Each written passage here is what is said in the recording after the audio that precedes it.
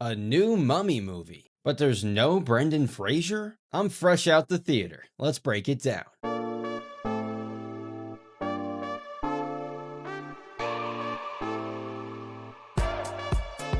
Alright, and welcome to the latest episode of What's Happening with me, Casey Foreman. Lee Cronin's The Mummy. This is a much different version than what audiences have gotten used to over the years. It's no action adventure like The Mummy Returns, or the one with Tom Cruise like 10 years back. That one was rough. Basically, this movie is about the young daughter of a journalist who disappears into the desert, and then 8 years later, she returns.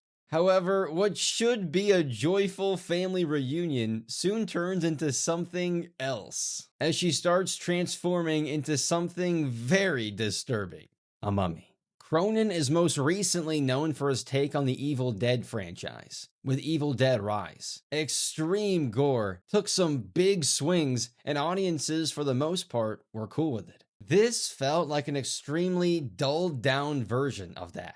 And to be honest, didn't really feel like a mummy movie at all. Sure, someone spent some time inside a sarcophagus and went a little crazy, but it had the vibe of an exorcist horror movie way more than what you would expect from a movie titled The Mummy. And the question I keep asking myself, was there anything actually good about this movie? From the performances to the writing, maybe the pacing or the cinematography.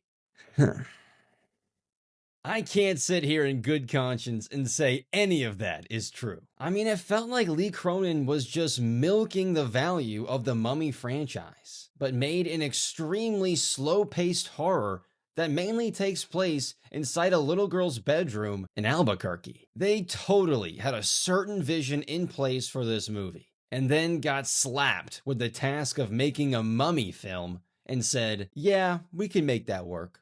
No big scares, just some crappy CGI and more of the same horror cliches. My rating on Lee Cronin's The Mummy is a 2.0 out of 5. Almost laughable stuff happening throughout this movie, between the script, the performances, and an ending that was more dragged on than the entire Fast and the Furious franchise. This is arguably my least favorite watch of the year so far. But let me know in the comments if The Mummy is still on your watch list. And while you're there, what do you think is the best scary movie in recent time? I know what isn't. Now let's briefly discuss that ending. Spoilers ahead. After her parents fully discover what happened to Katie, she essentially has her whole family under a trance where she can control their actions. Besides her father, who is able to work with the CIA agent to save Katie by essentially embodying the mummy himself. This saves Katie and releases the family members, besides poor grandma.